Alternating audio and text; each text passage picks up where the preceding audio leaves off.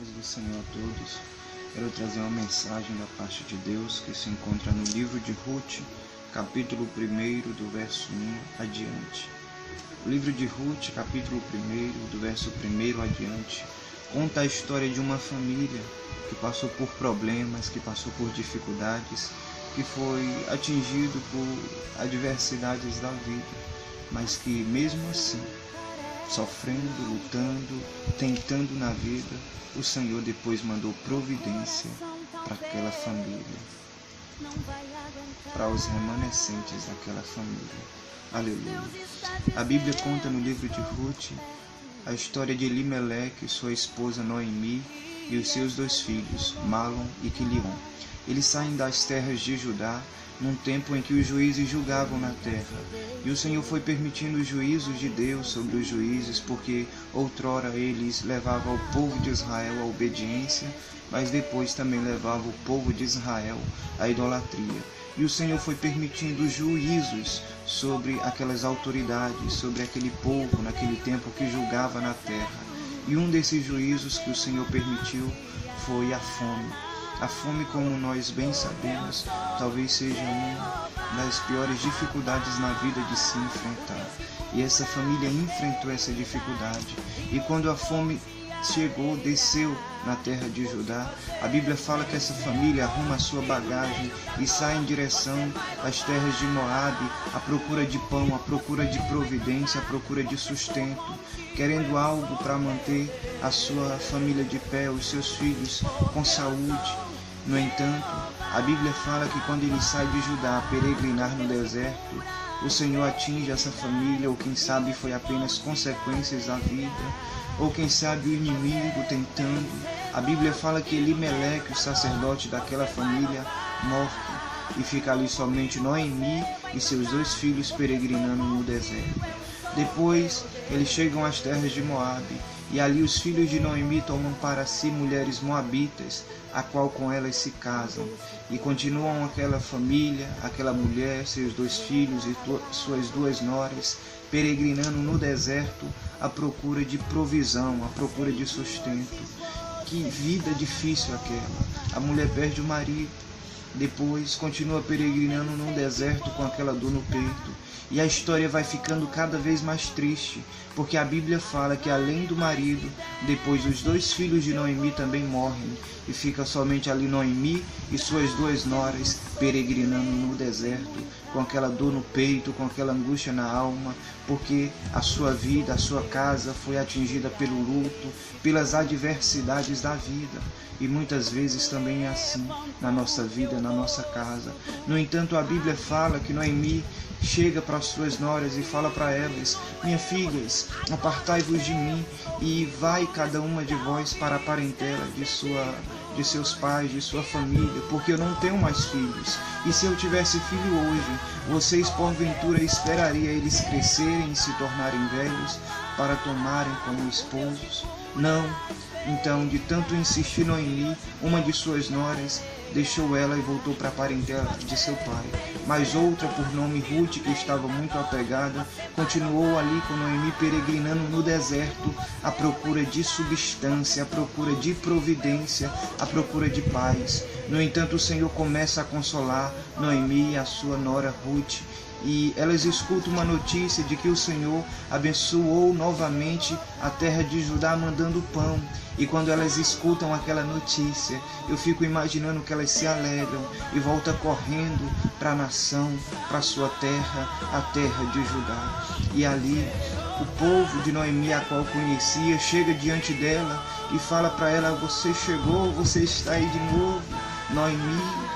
Só que a Bíblia também fala que Noemi, amargurada de alma, fala para aquelas pessoas: não me chama mais Noemi, mas me chama Mara, porque com uma grande amargura o Senhor tem me dado.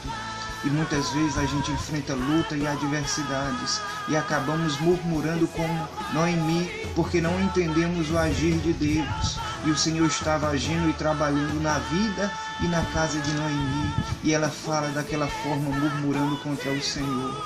Mas o nosso Deus, com a sua infinita misericórdia, Ele continua trabalhando no silêncio a favor da vida de Noemi. A Bíblia ainda conta que Noemi, estando em sua casa, ela manda a sua nora Ruth colher espigas, e indo ela colher espigas, ela para na terra de Boaz, e ali Boaz, vendo aquela moça, fala para ela: minha filha, colha com as minhas senhoras, porque por aí pode ser perigoso. E ali Ruth começa a colher espigas, e o Senhor começa a abençoar a casa de Noemi com pão, com água, com providência, porque é assim que o nosso Deus faz. E a partir daquele dia, daquela época ali em Judá, o Senhor foi abençoando a casa e a vida de Noemi. E aquela escassez que outrora estava matando ela, agora o Senhor tornou tudo aquilo em bênção, em mantimento, porque o tempo do deserto tinha passado, e o Senhor usou a sua nora Ruth. Por intermédio dela, o Senhor abençoou a casa de Noemi, mandando pão, mandando água. Por intermédio da amizade de Noemi com Boaz, o Senhor abençoou a casa de Noemi novamente. O Senhor permitiu ali agora o tempo da colheita, porque é assim que o nosso Deus faz. Ele permite o deserto na nossa vida, Ele permite as lutas, Ele permite as tempestades, mas depois Ele fala: vento, acalma-te. Aleluia. Vento, acalma-te, tempestade, fica em silêncio. E a tempestade e o vento acalma, porque eles escutam a voz do Criador, aquele que fez os céus e a terra, aquele que tem a chave da vida e da morte. Aleluia. O nosso Deus é assim. Ele permite lutas e adversidades em nossas vidas, mas Ele é quem tem o controle do vento. É Ele quem fala: fica tranquilo, fica em paz, acalma a tua alma, aquieta-te, porque Ele é o nosso Deus. Aleluia. Ele permite adversidade, mas Ele permite bonanças. E na vida de Noemi foi dessa forma. O Senhor permitiu lutas, o Senhor permitiu morte, o Senhor permitiu fome, mas depois o Senhor abençoou, mandando pão para a sua casa, para a sua parentela. Então acalma o teu coração e entenda que o Senhor permite sim lutas, adversidades, enfermidade, doenças.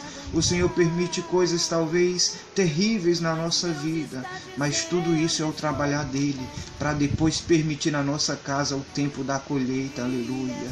Se conforta nos braços do Senhor, dobra os teus joelhos e vive da oração, do alimento, da palavra. Se alimenta e deixa Deus trabalhar como Jó deixou, e o Senhor deu tudo em dobro para ele. É assim que o Senhor quer fazer na nossa vida e na nossa casa. Muitas vezes não entendemos, mas a última palavra é a que vem do Senhor. Aleluia. Eu ainda me recordo de uma história, a qual um homem, ele andando na rua, o Senhor para ele e fala: meu filho, eu tenho uma missão para você. E ele se alegra e fala: fala, Senhor, qual é a missão que eu quero fazer? E o Senhor fala para aquele homem: a missão que eu tenho para ti é que você empurra todos os dias da tua vida aquela grande rocha, aquela grande pedra que está do lado da tua casa. Aleluia. E aquele homem alegre ouve a voz de Deus. Ele começa a empurrar aquela rocha, aquela tão grande pedra, todos os dias. Todos os dias ele empurrava, amanhecia empurrando a pedra, ia de um lado, de um outro, só que a pedra não se movia. E nesse momento o inimigo começou a colocar palavras na mente daquele inimigo, daquele homem, dizendo: meu filho, por que você empurra essa pedra? Você não vê que ela não sai do lugar, que não dá em nada? Você empurra de um lado, de outro, só se cansando, mas ela não se mexe.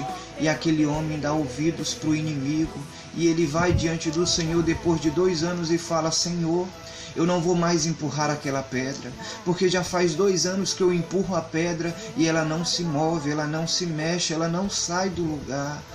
E o Senhor, olhando para aquele homem, dá uma resposta tão sábia para ele e começa perguntando a ele, como apareceu para Jó e começou perguntando para Jó também, porque é assim que o nosso Deus faz. E o Senhor apareceu para aquele homem e falou para ele: meu filho, olha as tuas pernas, estão mais fortes, não estão? E ele disse: está sim, Senhor. E as tuas costas, está mais forte, não está? E ele disse: está sim, Senhor. E os teus braços também estão mais fortes, não estão? E ele disse: está sim, Senhor. E aquele homem começa a baixar a sua cabeça e a chorar, porque ele entendeu que o Senhor mandou ele empurrar a pedra, não foi para ele ver milagre, não foi para ele ver maravilhas acontecer, não foi para ele ver a pedra se mover, mas foi para ele ficar mais fortalecido, mais maduro, mais crente. E o Senhor permite a luta e os desertos na nossa vida. É para a gente também parar de ser arrogante, é para nós pararmos de ser orgulhosos, ingratos, profano, carnal. O Senhor permite a luta, a adversidade na nossa vida, é para nos amadurecer, é para nos tornar mais crente, é para que nós venhamos orar mais, buscar mais a presença de Deus e nos derramar e nos deleitar, aleluia, na presença dele. É para que a gente venha se dobrar diante do Senhor e chorar, mesmo sem palavras, deixar o Espírito Santo gemer por nós, com gemidos inexprimíveis, aleluia. Então o Senhor sabe o que faz. Se Ele está permitindo a luta e o deserto na nossa vida, é porque Ele quer fazer algo grande, maravilhoso, é porque Ele quer nos amadurecer e nos tornar mais crente. Então, independente de qualquer coisa, aceita a adversidade e a luta que o Senhor está permitindo, porque o Senhor sabe o que faz. Se Ele permitiu a luta, se Ele permitiu a tempestade, é porque do outro lado do rio Ele nos quer mostrar milagres, aleluia. Então aceita a adversidade do Senhor, aceita a luta, aceita as dificuldades, levanta e enfrenta com a cabeça erguida, porque o nosso Deus está conosco por onde quer que andarmos, aleluia. E como diz o salmista, ainda que eu ande pelo vale da sombra da morte, não temerei mal algum, porque tu estás comigo, aleluia. A tua vara e o teu cajado me consolam. E assim como o salmista, também possamos ser verdadeiros crentes, andando no vale da sombra da morte e confiando no Senhor, nosso Deus.